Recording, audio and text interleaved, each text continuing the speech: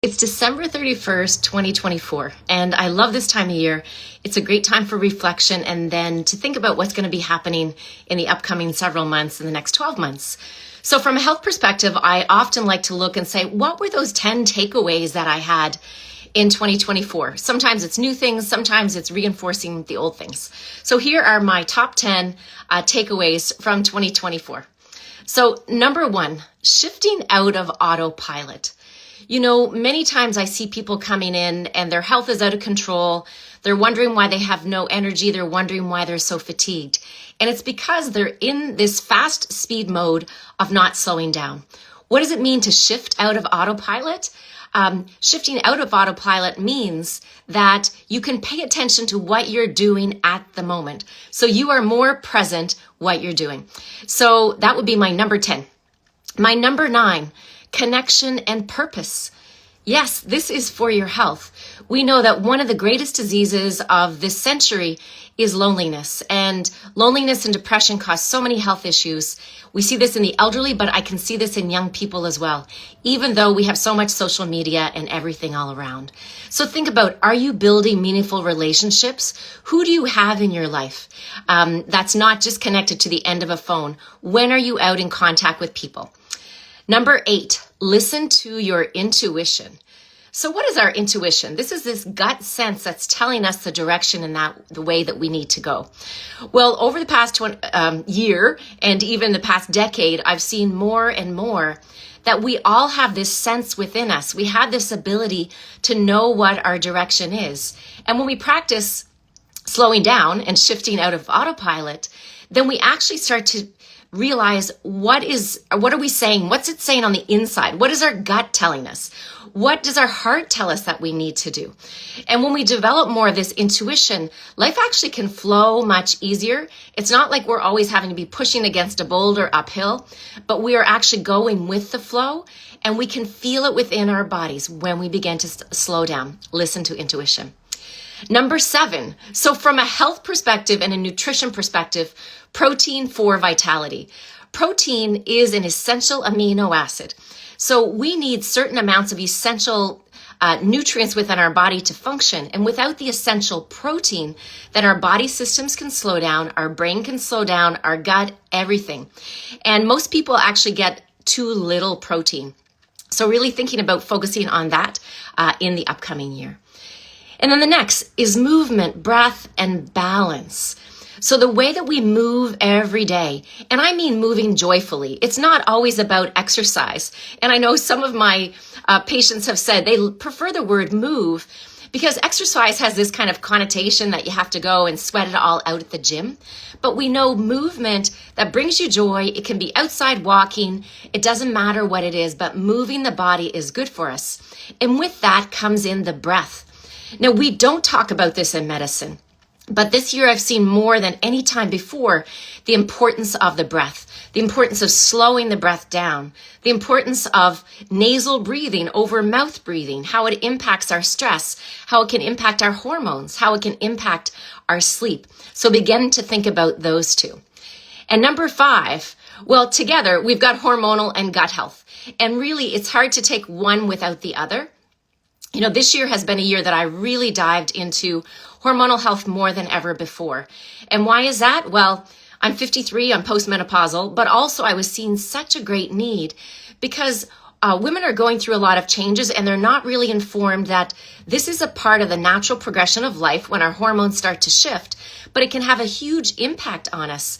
So I've really been pushing to help to develop awareness of what's going on during this hormonal transition. And tied in with the hormones are the gut. Because when our gut health is not optimal, our hormonal health is not going to be optimal. We know about the impact of what's called the estrobolome. So this is estrogen and how the gut factors will influence estrogen, which is one of the master hormones in the woman's body. So beginning to think about that and the other things that play a role, the amount of fiber that we get, another essential fat, which is called omega-3 fatty acids. So they all work together to really impact our metabolism, our gut, and our hormonal health. My number 4 for the year is nature and light as medicine. So I've spoken before about light therapy or photobiomodulation. And what does this mean? It means that getting the sunlight in your face is good for your body. We know this activates mitochondria. And a lot of our problems of the 23rd century, 22nd, first century, wherever we are. But our problems are because we're living in little boxes, we're getting artificial light all the time, and we're not really out in nature as much. So the other is nature. And I didn't realize, I knew nature therapy was good for us. I love being outdoors. I love spending time hiking, snowshoeing, skiing in the wintertime, or on the beach when I'm in Bermuda. But we know now that nature actually releases chemicals called phytocides. And what do these chemicals do? So trees release them as a warning mechanism to other trees to, when there's insects and bacteria that are around. But when we're in nature, these phytocides stimulate our body to build up our immune system. So nature truly is therapy. We really need to get outside more, both in the forest and also just getting the light on our faces. So my third takeaway, my top 3 for 2024 is to trust the process and enjoy the journey. As a physician and as a type A personality, a lot of times we want to micromanage everything. We want to figure everything out until the very last second. But what I've learned is we need to trust the process. We will never figure it all out and we will never get it all done. So we have to lead with our intuition, know with clarity what it is that we want, and trust the process that it will unfold and allow that to happen. So I see it again and again that so many times we get overwhelmed, we get bogged down with the details. But when it comes to health, in my 26 years of medicine now, what I've seen is that it's the simplicity. It's following those key important habits that you will do and then allow the process to unfold. Allow the healing to happen because it will naturally. We just need to slow down and let it do its healing. So my number 2 is you get what you focus on. Once again, in life, in health, in medicine, where we put our attention is where our energy goes, and that's what we will get. So if you want to be healthier, then you need to focus on doing healthy things. If you want to be happier, you need to focus on being around people that are happy. You need to focus on having happy thoughts and turn your direction in that pathway. When people begin to complain, then they might notice in their life that they're feeling sicker, they're more overwhelmed, they're complaining about the news, what's going on in different parts of the world, what the neighbor said, what someone said at the office. But as we go down that pathway, our body will actually get more into a state of stress. When our body is in a state of stress, it's going to raise our cortisol, our stress hormones, and actually it can run our system down. So you get when you focus on, turn your direction. What is it that you want? And focus on that path. And the thing is, we have the choice every single day when we wake up to make a brand new reset. So tomorrow is January 1st. And some of you will be saying that, okay, I'm going to start over January 1st. But guess what? My January 1st begins every morning when I wake up and get out of bed. We always have the opportunity to make a new change. So at this time of year in particular, don't feel overwhelmed that you have to get it all done by tomorrow, but know that each day that you can make that change.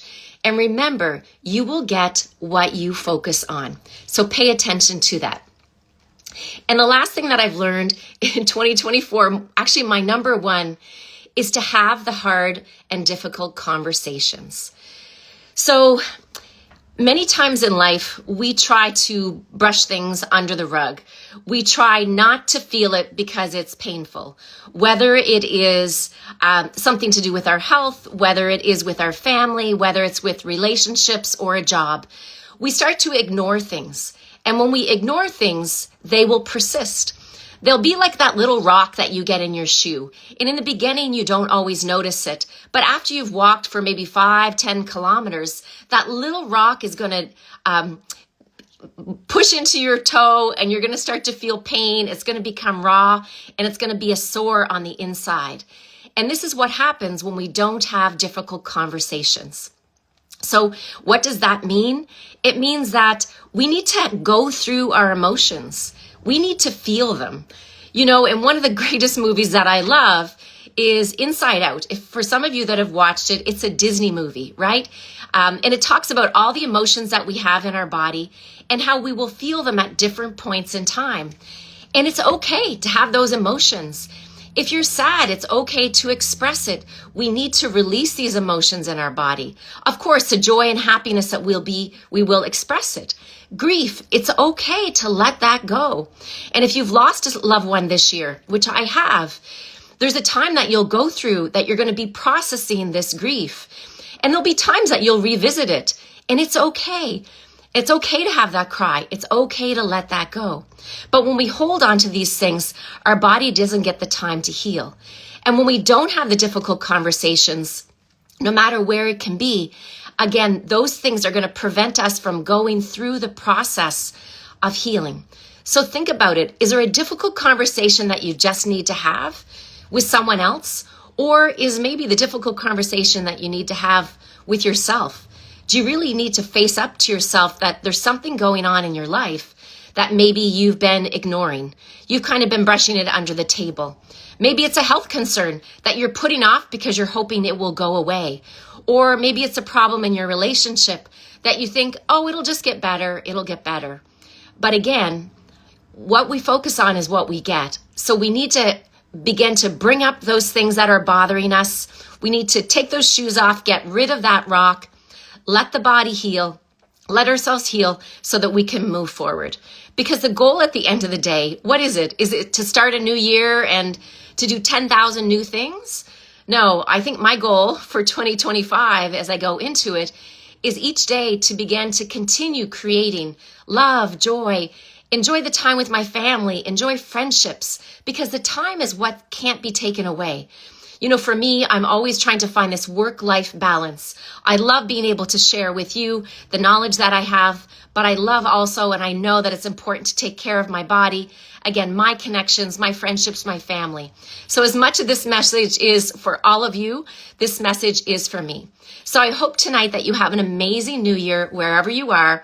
I'm hoping to put some fireworks just here off of Miramichi Bay and to enjoy the time with my family. And when you wake up tomorrow morning, remember, it is a new day to start again. And each morning as your feet hit the ground, always remember, it's a new day. Create the life you want. Enjoy the times. Feel the emotions. Feel the love and the happiness. So for me tonight, December 31st on New Year's Eve, many blessings to all of you. And I will see you again next year. Bye for now. Happy New Year.